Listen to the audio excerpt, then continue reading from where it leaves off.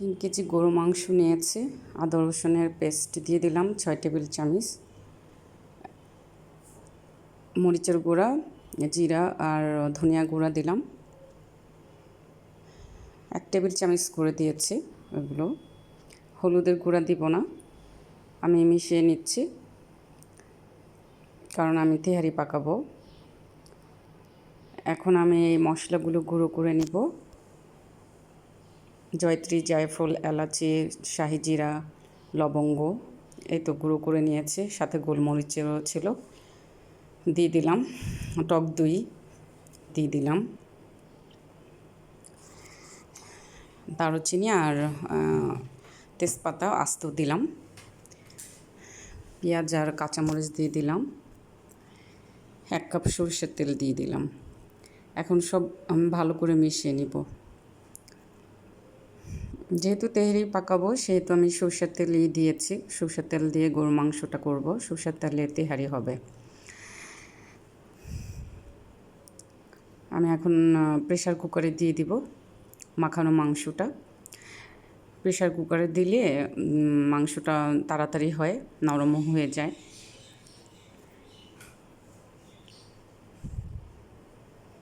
হাঁড়ি ধোয়ার পানিটা দিয়ে দিলাম।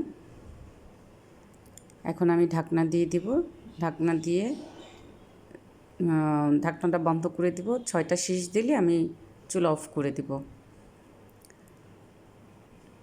এই তো 6টা শীষ দিয়েছে। আমি এখন মাংসটা নেড়ে দেখব।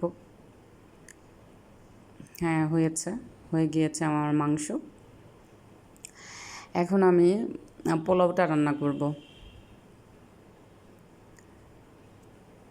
যেহেতু আমরা মানুষ 2 জন, হাজব্যান্ড ওয়াইফ, তাই অল্প করেই পোলাও করছি। তেল আর ঘি দিয়ে দিলাম সামান্য, তেজপাতা 2টা তেজপাতা দিয়ে দিলাম। আমি 2 কাপ পোলাওর চাল রান্না করব। 2 কাপ ভরে ভরে দিয়েছি, হাফ কেজির মতো হবে আর কি। আদা রসুনের পেস্ট দিয়ে দিলাম। এখন এটাকে নেড়ে একটু জাস্ট হালকা একটু সতে হলে আমি পানি দিয়ে দিচ্ছি।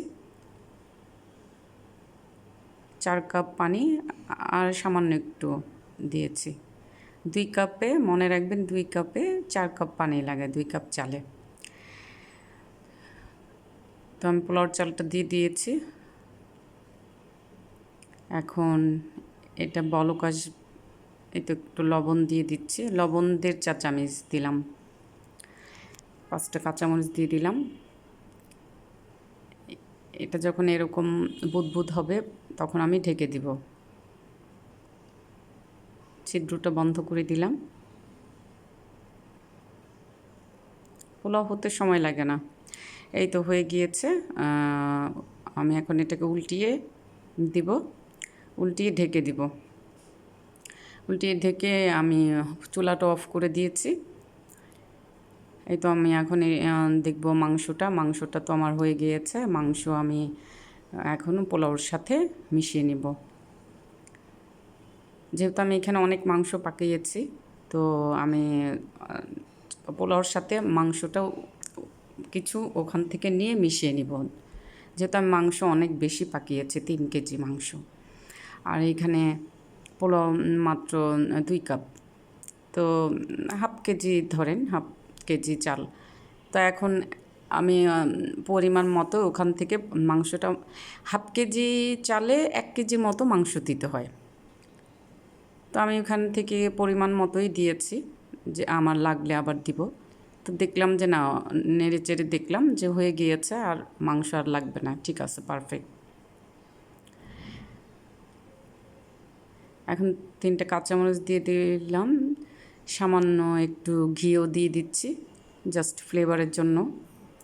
যেহেতু তেহারিতে এত মশলা লাগে না, বা এত বাদাম বাটা, তারপরে ঘি প্রচুর, দুধ এগুলো লাগে না, এগুলো হচ্ছে বিরিয়ানিতে লাগে। তেহারি আমার হয়ে গিয়েছে, নেড়ে দিচ্ছি। আমি দমে রেখেছিলাম 5-7 মিনিট। তো এখন দেখলাম আমার তেহারি পারফেক্ট হয়ে গিয়েছে, মজাদার তেহারি পাকালাম। খেতে পারবেন ট্রাই করে।